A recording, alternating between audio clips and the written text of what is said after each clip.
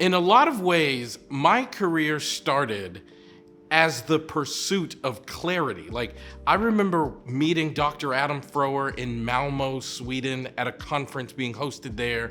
And we went for a walk and we noticed that there wasn't much clarity in the solution-focused world. Like, people would say stuff like, in the session, you're supposed to like lead your client from behind. But what does that actually mean?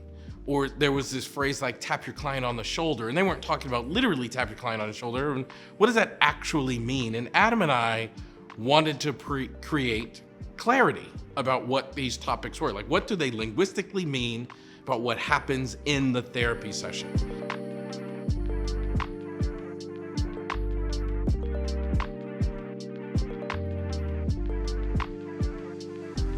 And recently, there's been another thing that causes me to realize, like, we still have to create clarity, and that is the way that solution-focused professionals view the idea and even the word expert.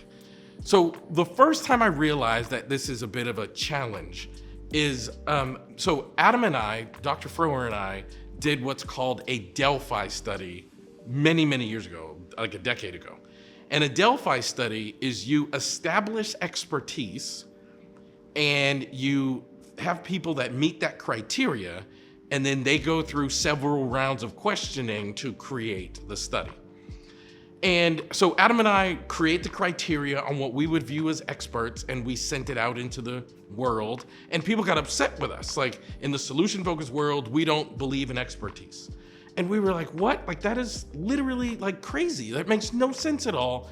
People got super duper mad. There was even one person who got really upset with us, even though they met the criteria, had applied to be a part of the study and been accepted. They still were publicly saying how horrible Adam and I were for this idea of expertise. And I want to address this because this has recently come up. I'm the vice president of an organization known as the Solution-Focused Brief Therapy Association, the SFBTA, and we're hosting our conference later this year, and the word expert appears on our website, apparently, because we describe some of the people that are doing some teaching at the conference as experts, and someone has communicated like they don't like this. And I'm thinking, like, this is the craziest thing in the world, and I want to address this to provide clarity. In solution-focused brief therapy, we do not believe in expertise over the client's life. However, it is ridiculous to not acknowledge that there are experts in the field. For example, Chris Iveson is one of the best solution-focused brief therapists I've ever seen. In fact, I consider him the best solution-focused brief therapy that has ever walked the earth. Evan George, Harvey Ratner, Eve Lipchick, Yvonne Dolan, like, these people are experts on the process of solution-focused brief therapy. It is like you're just faking humbleness to not acknowledge that there are experts in this field. Like, it's not real humbleness, it's faux humbleness. And it's the type of humbleness that creates confusion and problems. Because if I'm gonna host an event and I say, Eve Lipchick and Chris Iveson are gonna do teaching, I'm going to say, some experts in the field are going to be at this event because they have expertise on the process. Now, do they use that expertise in the session to like tell clients what to do? Do they use that expertise to try to be experts of the client's life? No.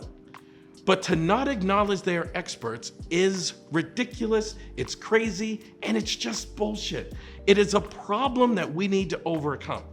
That is not what was intended in the field of solution-focused brief therapy. It is not an accurate way to describe what it is that we do, but we just do it because somehow we've come to value this bullshit, fake expertise, humbleness, instead of acknowledging there are people that are experts on the process. That doesn't mean they're experts on clients' lives. There are lots of people in this field I consider expert. Heather Fisk, in my opinion, a woman named Heather Fisk, she's a Canadian person, she lives in Ontario. She is the world expert on using solution-focused brief therapy when you're working with clients who are experiencing suicide. That's just real, that's just true. To pretend that Heather Fisk is at the same level in this particular topic as some newcomer to the approach is horseshit, and we need to stop doing that.